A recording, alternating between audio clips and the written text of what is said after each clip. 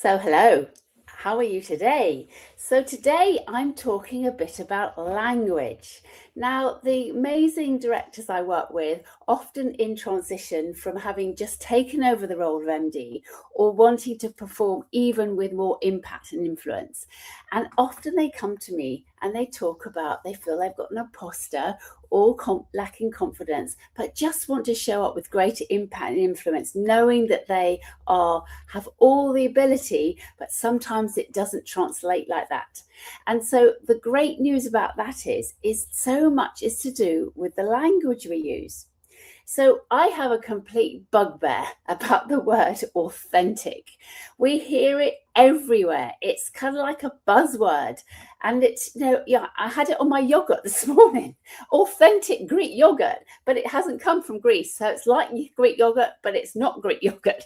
And so we have it everywhere. Authentic, being authentic as ourselves, having authentic, like authentic leather, authentic, all sorts of things. We have the word authentic. So what does that really mean? To me, I often in leadership, we thought being authentic. That means you are being true to yourself. It means you have the courage to be who you truly are. It means that you're showing up with integrity at every point. Now, I interpret integrity as doing the right thing no matter what. And I'm always passionate about that. So it's integrity is not just doing the things that we say we're going to do. It's doing it when it feels tough. It's speaking up in the boardroom when you feel somebody's saying something that's not correct or, not supporting others in their team. It's speaking up when you see there's something that doesn't feel right in the culture.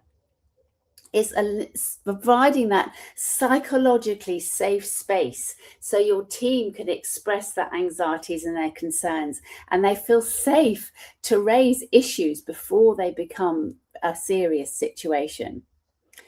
So that is why, for me, language is really important, because the language we use is a direction from our brain as to what we want our subconscious to do.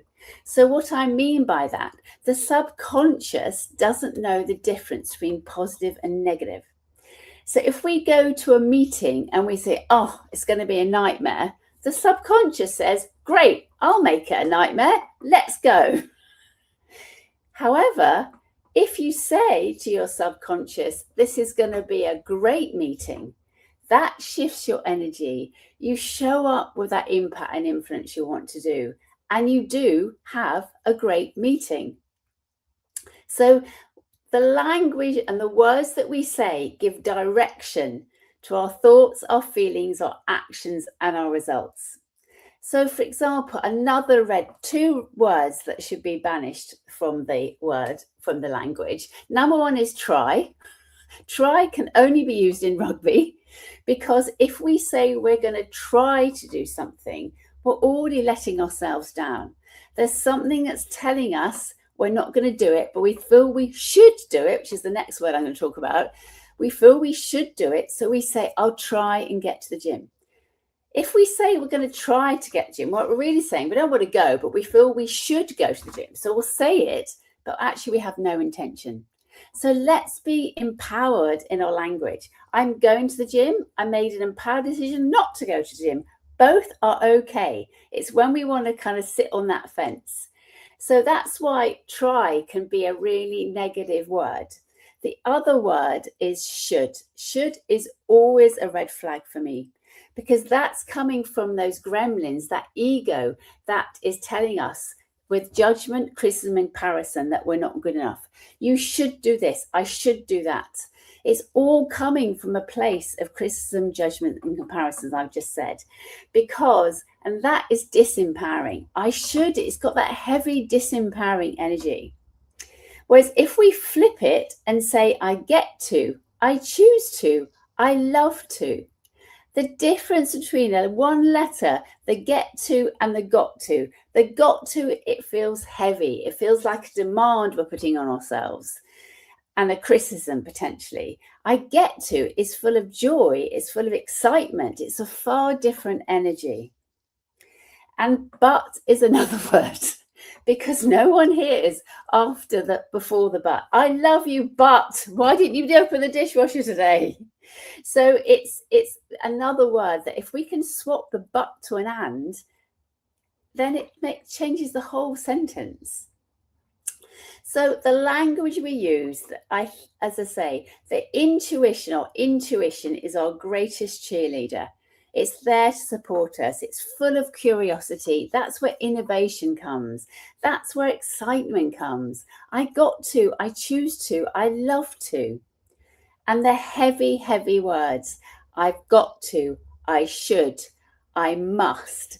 They're just heavy, disempowering words. So have a really think about the language you're using and notice what other people are saying to you.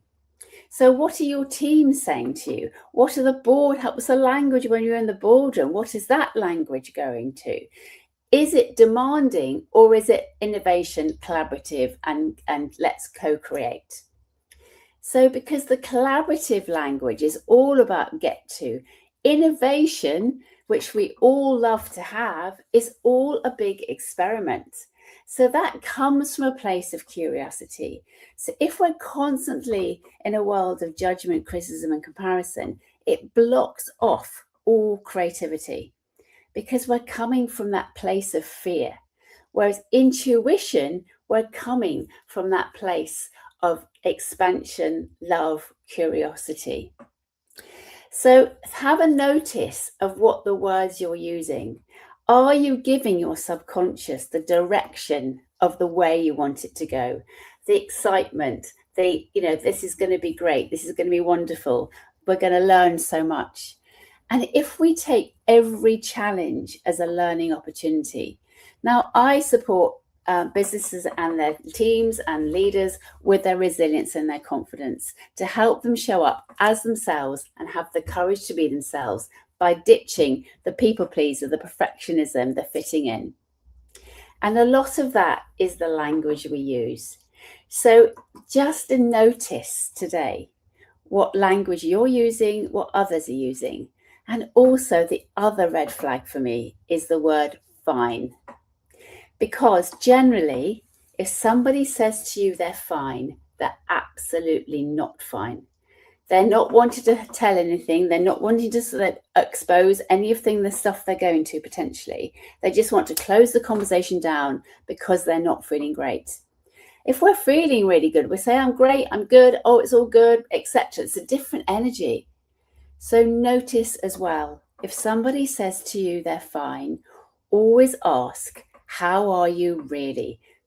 On the assumption that you have got the time to hear the answer. Then you'll find out what's really going on. And the power of knowing your team is so important as part of being a leader. Because if you know your team, you'll know if their behavior suddenly changes. You'll know if suddenly somebody is normally really gregarious and lots of banter and suddenly goes quiet. So that's another way, is how are they holding their body? It's not just the language they're using in their words. It's the body language as well. How are they holding their body? Do they look like they're having a good day? Or do they look all crunched up and the world is on their shoulders? Because how we hold our bodies also reflects the language that we use. So if we're feeling empowered and confident, then we are likely to use far more empowering and confident language. And finally, what are we focusing on? Are we focusing on success? Or are we focusing on, oh, this feels so heavy, it's not going to work? So in summary, really notice today the words you're using, the words that others are using, and are they expansive and exciting, or are they disempowering and just heavy? Because the words we use have a massive impact on how we set up our day. So take care, look after yourself, and you want to know more, loads in my features, and I look forward to having a conversation with you. Look after yourself. Take care. Bye.